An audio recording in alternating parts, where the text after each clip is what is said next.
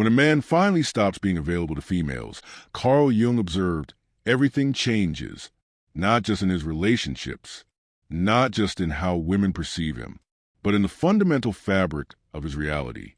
The man who used to answer every call, reply to every text, rearrange his schedule around her whims. The man who believed his worth was measured by his constant availability. That man discovers something profound when he withdraws his energy. The entire universe reshapes itself around his newfound boundaries. Someone who understands what Carl Jung meant when he spoke of individuation, the dangerous journey of becoming who you actually are instead of who others need you to be. Here's what nobody tells you about masculine transformation. It doesn't happen through action.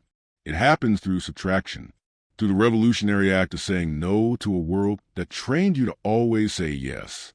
See, you've been living under a psychological spell, a conditioning so deep that you mistook servitude for love. You believe your highest calling was to be perpetually available, to anticipate her needs before she expressed them, to sacrifice your dreams on the altar of her comfort. But what if everything you were taught about masculine value was designed to keep you weak? What if your availability wasn't strength, but a prison you built around yourself?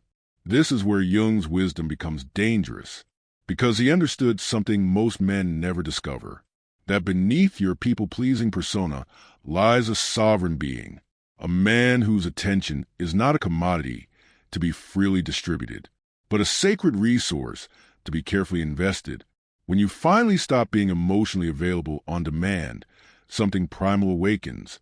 The air grows dense with unspoken questions. Your silence becomes louder than any words you ever spoke. And those who once took your presence for granted suddenly feel the weight of your absence. But here's the twist that will shake you to your core. They don't miss you. They miss their access to you. The convenience of knowing you'd always be there to absorb their chaos, to validate their worth through your attention. You were never a person in their world. You were a function, a service they'd grown accustomed to receiving for free. And the moment you withdraw that service, their true nature reveals itself. Watch how quickly love transforms into manipulation, how concern becomes control, how sweet words turn into guilt weapons designed to pull you back into your cage. Because your availability was never about your well-being. It was about their comfort. Your predictable presence allowed them to remain unconscious, to avoid facing the mirror of their own emptiness. But when you step back, they're forced to confront something terrifying, themselves. And most people, Jung observed, will do anything to avoid that confrontation. They'll rage, they'll seduce, they'll guilt, they'll disappear entirely rather than meet you at your new level of self-respect. And this, brother, is not your loss. This is your liberation. The withdrawal process is where boys become men, not through aggression or dominance, but through the quiet courage of choosing themselves. In those first moments of stepping back, you'll feel the pull, the gravitational force of old patterns trying to drag you back into familiar dysfunction. Your phone will feel heavy in your pocket. The urge to check in, to explain, to smooth things over will burn in your chest. This is the test, the moment where most men break and return to their emotional servitude. Because solitude is terrifying for a man who's never learned to be alone with himself.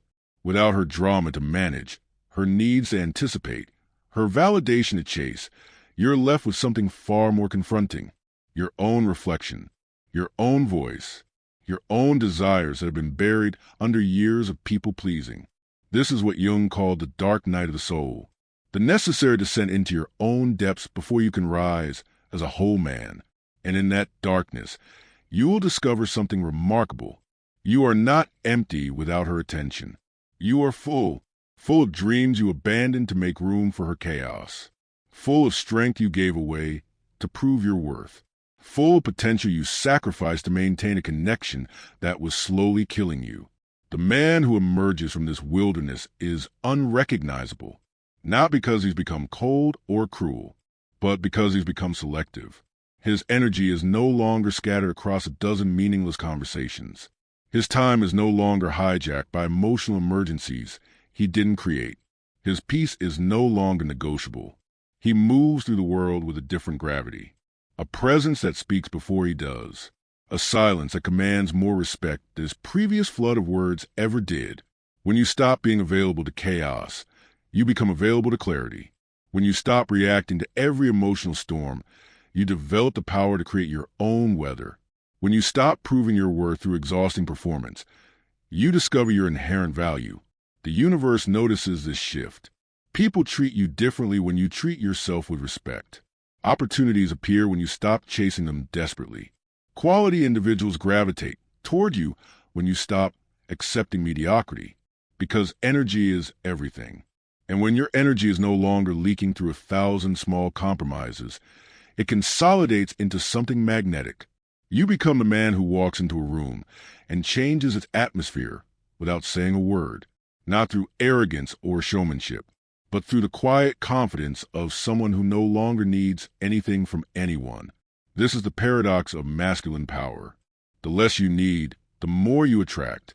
The less you chase, the more you're pursued. The less you explain yourself, the more others strain to understand you. But this transformation comes with a price. You'll be misunderstood, called selfish by those who benefited from your selflessness, labeled cold by those who grew comfortable with your warmth. And here's the brutal truth you must accept. Some people will leave, not because you become a worse person, but because you become a person they can no longer use. Your growth will threaten their stagnation. Your boundaries will expose their manipulation. Let them go. Every exit is actually an entrance to something better. The transformation runs deeper than surface interactions. Your sleep changes first. The restless night spent overthinking her moods dissolve into deep, restorative rest. You wake up energized instead of depleted. Your morning thoughts are about your goals, not her possible reactions. This is what Jung meant by psychological integration. When you stop fragmenting yourself across other people's emotional landscapes, you consolidate into wholeness. Your energy stops bleeding out through 1,000 micro-abandonments of your own needs. The mirror reflects someone you actually respect, not because you become perfect, but because you become authentic. Watch what happens to your ambition when it's no longer suffocated by constant emotional maintenance. Projects you abandoned suddenly resurface with renewed vigor. Dreams you shelved to make space for her chaos emerge from hibernation. You remember who you were before you became someone's emotional support system. The artist, the entrepreneur, the philosopher, the man with vision. That version of yourself never died. He was just buried under layers of people-pleasing and approval-seeking. Now he breathes again, and his breath moves mountains. The hardest part isn't learning to say no. It's learning to sit with the silence that follows. In that silence, you'll hear echoes of every voice that ever told you your worth was conditional. These voices will whisper lies in the darkness. They'll tell you that setting boundaries makes you selfish, that choosing yourself makes you heartless. But Jung knew these voices for what they are, the collective shadow trying to pull you back into conformity, the unconscious programming that profits from your depletion. Your job is not to silence these voices. Your job is to recognize them as foreign invaders in your psyche. To understand that every guilt trip you feel is evidence that you're breaking free from a system designed to use you. There's a specific moment when you know the transformation is complete.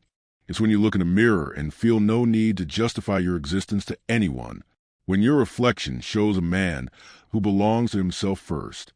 This is sovereignty, not dominance over others, but mastery over yourself. Not the desperate grasping for validation, but the quiet confidence of someone who validates himself. The sovereign man doesn't need to announce his power. He embodies it. He doesn't need to defend his choices. He owns them. He doesn't need to explain his boundaries. He enforces them. When the right woman appears, she'll recognize immediately what she's encountered. Not a desperate man seeking validation, but a complete man choosing to share his completeness. She won't need to test his boundaries because they'll be clearly established. She won't need to manipulate him because he'll be impossible to manipulate. This is the woman worth waiting for. The one who meets your energy instead of draining it, who adds to your peace instead of disrupting it. But even if she never comes, you'll be fine. Better than fine. You'll be free. Free from the exhausting performance of proving your worth to people who never question theirs. free from the prison of other people's emotional regulation. So hear this clearly, brother. Your withdrawal is not a strategy to get something. It's a return to who you've always been underneath the conditioning. It's the reclamation of your sovereign self. When you stop being available to those who don't value you, you become available to those who do. When you stop giving your energy to what drains you, you have energy for what fulfills you. This is Jung's promise. This is your inheritance. This is your awakening. Stop explaining yourself to people who are committed to misunderstanding you. Stop making yourself small to fit into spaces that were never meant for your greatness. Your withdrawal is your declaration of independence. Your silence is your sovereignty. Your unavailability is your power. The knowledge that your withdrawal is not abandonment. It's arrival at the truth of who you've always been beneath performance. Your unavailability is not your ending. It's your beginning. Welcome home to yourself.